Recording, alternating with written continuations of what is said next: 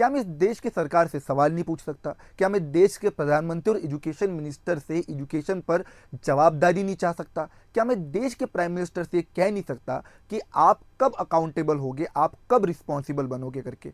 हमारे देश में एक व्यक्ति जिसे साइंटिस्ट, जो एक साइंटिस्ट है, जो एक टीचर है, जिसने कई सारे इनोवेशन किए, जो 21 दिन से हड़ताल पर है, भूख हड़ताल पर है, भूखा एक आदमी बैठा हुआ है अपनी बात को मनाने के लिए, वो बात जो पूरे इंडिया के लिए जायज है, वो पूरे बच्चों के लिए, इंडिया के एजुकेशन सिस्टम के लिए एक चेंजेस ला सकता है, एक रिवॉल्यूशन ला सकता है। वो आदमी को अब मरना पड़ सकता है क्या देश में बदलाव लाने के लिए? और सबसे बड़ी बात यह है कि हमारे अपने खुद लोग, देश के युवा और आधे से ज़्यादा पढ़े लिखे लोग तो पार्टी और नेताओं के गुलाम है। ये सबसे बड़ा देशद्रोह है। देशद्रोह ये नहीं है कि आप सरकार से प्रश्न पूछ रहे हो, देशद्रोह ये नहीं है कि आप सरकार से प्रश्न पूछ रहे हो, उनसे अकाउंटेबिलिटी चाह रहे हो। देशद्रोह तो ये है कि हमें पता है कि देश में गलत हो रहा है, फिर भी हम उस पर आवाज़ नहीं उठा रहे। हम नेताओं के साथ हैं, हम पार्टियों के साथ हैं। इनके बच्चे विदेशों में पढ़ रहे हैं, इनके बच्चों को अच्छा एजुकेशन मिल रहा है, इनके बच्चे एक अच्छे इन्वायरमेंट में सर्वाइव कर रहे हैं। हमारे बच्चे पॉल्यूटेड एयर में रह रहे, गंदा पानी पी रहे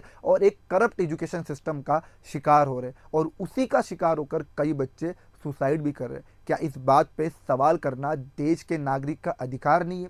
क्या इस बात पे एजुकेशन मिनिस्टर और प्रधानमंत्री, जिसको हमने इलेक्ट किया अपना वोट देकर, क्या उसे सवाल पूछना ये हमारा अधिकार नहीं है? और हमारे सवालों को दुनिया तक पहुंचाना, लोगों तक पहुंचाना, क्या ये मीडिया की काम नहीं है?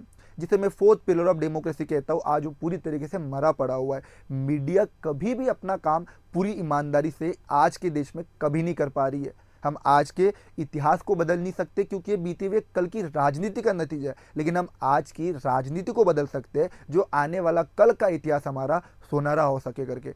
सोनम वांगचुक जैसे लोगों की इस देश में बहुत ज़्यादा ज़रूरत है। ये व्यक्ति अगर किसी और देश में पैदा हुआ होता तो इसे आज अवार्ड दिए गए होते, इसे सम्मानित किया गया होता और ये अपनी खुशहाल लाइफ जीता, जिसने देश के लिए, इंडियन आर्मी के लिए कई सारे इनोवेशन किए। इनके इनोवेशन की अगर मैं बात करूँ तो आप गूगल पे भी सर्च कर लोगे ना, तो आपको कई सी लिस्ट मिल जाएगी जो बताएगा कि सोनम वांगचुक जैसा व्यक्ति हमारे देश के लिए कितना जरूरी है करके।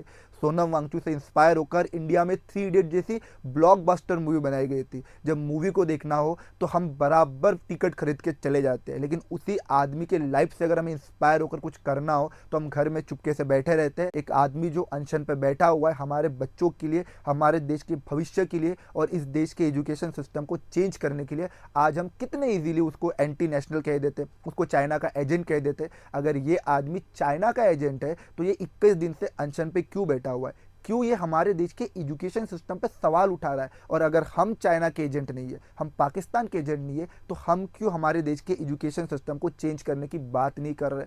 क्यों हम हमारे देश की समस्याओं को हाईलाइट नहीं कर रहे? क्यों हम चुपके से घर में बैठे हुए हैं और चुपचाप सारी चीज़ें सह रहे?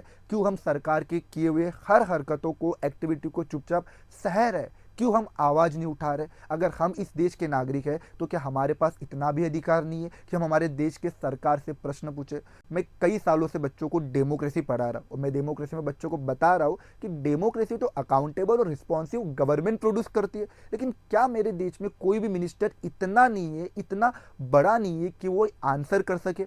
क्या कोई मिनिस्टर सामने आके कह नहीं सकता, क्या कोई गवर्नमेंट का, कोई सरकार का आदमी सामने आके कह नहीं सकता कि सोनम वांगचुक जो कर रहा है वो गलत है करके? अगर गलत नहीं है तो आप अपनी गलतियां सुधारने की बात कब करोगे? अगर सोनम वांगचुक सारी चीज़ें सही कर रहे हैं तो आप ये जवाबदारी कब लोगे कि हाँ हम परिवर्तन लाएंगे?